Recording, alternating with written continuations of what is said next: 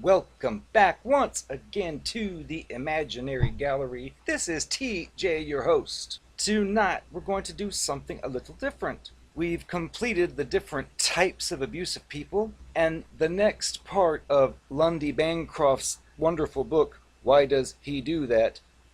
Inside the Minds of Angry and Controlling Men or Other. The next section is about how abuse begins, or the origins of abuse. Lundy Bancroft's book is not really devoted to the cluster B, and that's what this channel is mostly about, but he does mention some very interesting types of abuse and concepts that tie into a lot of things I've already said in previous videos, and figured I would try to tie in the cluster B aspect in with the information he provides to zero in more on the cluster B monsters, even though any abusive person would be considered toxic, which I've said before. However, there are some slight differences based on some of the information he gives. How does abuse begin? Lundy calls it the Garden of Eden. That's what he calls the beginning of any relationship with an abusive person. This mirrors our love bombing idealization, where he states the first few weeks or months or even longer, the partner is feeling like they're walking on imported air. The partner's so interested in them, can't seem to get enough of them, and that makes some people feel like they've stepped into a top 40 love song, and it feels like it's a fantasy. My thoughts when I've gone through that in later years would be, too good to be true, something's up. We don't know if you, the viewer, have experienced this or not, so this is a wake-up call if you're experiencing it, or if it's already happened, it's validating what did really happen. It's very common in abusive relationships that the abusive person is unusually good at expressing an intensity of feelings towards the target. In my case, I'd hear these words and realize, like, we've only been out once, how could you feel that way? But many times we don't want to think that way. We want to think, wow, really? I haven't even told you half of what I was going to tell you, and you already feel that way? Oh, wow! And if it seems too good to be true, probably is. These creatures, the cluster B covert creatures especially, they know how to make a stranger, which is what you are usually when you first meet them, feel really special, really important. And in many cases, they're so attentive, you get the impression that you're the only thing in this world this person cares about.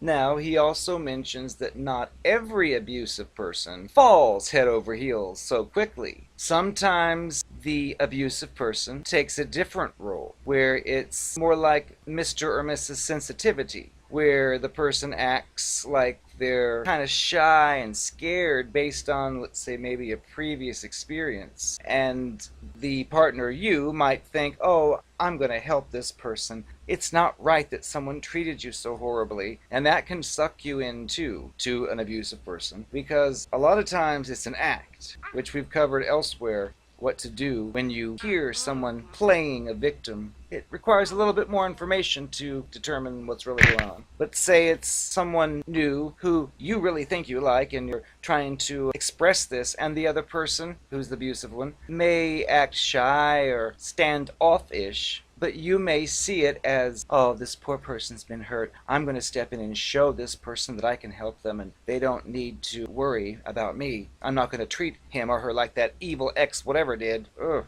And that can cause an excitement feeling. Like if you think you're attracted to somebody and they're afraid or scared, you might feel the nurturing feeling of, oh, I'm going to make a difference here. And it can be an exciting feeling to think that you're going to make a positive difference in this person's life, and you're going to bring out the person that he or she is capable of being in your mind. Now, Mr. Bancroft says, regardless of the style, the idyllic opening is a part of almost every abusive relationship. And this is something I brought up. How else would an abusive person ever gain a partner? Think about it. If they're abusive and evil, as I've stated in other videos, they're not going to go on a first date and say, hey baby, I'm going to punch you in the face. They're going to be sweet as pie. They're going to be the most wonderful thing ever. They're going to be Mr. or Mrs. Manners. They're going to be polite. They're going to be caring and everything they can. And I have learned since that when you see that and it seems overdone, there's something wrong usually. Those are the ones that turn out to be evil. Kind of makes you think, well then, should I be out with somebody who's not very nice? And it's not that easy. I would just say look out for the extremely, ridiculously nice. Like, for example, you just met and the person says, meet me for coffee, and you might say, oh, I just found out my car's broken, I can't do it. And if that person's like, oh, I'll come pick you up, I'll take you to the car repair shop, I'll do this. And it's like, you don't even know me and you're going to do all that? My own sister or brother wouldn't do that. Which it sounds nice, but of course, if you question it, you'll be likely to be told, I'm just a helpful person, that's just how I am. And that's one of the games they'll play, because it's like a boundary line. You just met, it's pretty much a stranger, and it's offering to come get you and take you here and there, which sometimes people are desperate and they'll say go ahead, and then they feel obligated, but off subject. Back to Lundy, he states that partners aren't stupid. If you go out to a nice restaurant on a giddy first date, and over your dessert, the partner calls you a fat pig and then takes your water glass and tosses it across the room, do you think you would be saying, hey, you're going to be free again next weekend? You see, there has to be a hook. Very few targets hate themselves so thoroughly that they would get involved with a person who is rotten from day one. Although they may feel terrible about themselves later, once the abusive person has had time to destroy their self-image step by step. I'm the prettiest one you've ever dated. But still, I couldn't help when we were out together to see those beautiful men saying hi to you. I just could not accept it. So, I projected onto you. He's one of your ex-lovers, isn't he?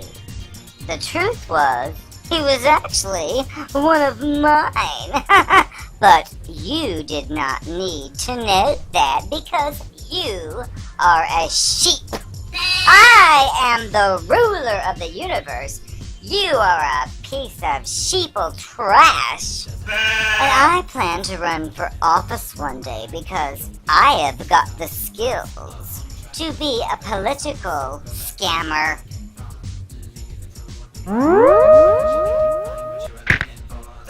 Do me a favor. If you're ever near the shady lady and I'm performing, pretend like we don't know one another. I don't want to deal with the drama, and it ruins my tip. Catch my drift? Well, a particular memory I'm not too fond of happened with you. I thought I could keep getting away with my antics forever, but eventually you got wise. You knew I wouldn't stop dating other people. Dating meaning screwing. Plus you, I wasn't too happy when you came to me and pretty much said you'd give up. But you didn't want to lose me, but you still said, look, if I was going to continue dating other people, well then you were going to date other people. And of course I had strong objections to that. That's not allowed. Only the narcopath is allowed to date other people. How dare you? And I told you I didn't want that. And you said some smart aleck thing about me dating others. Well, honey, I am allowed. You were not. So clearly it wasn't going to work out with us. Because you weren't willing to play by the rules. You have to honor my rules or you're out.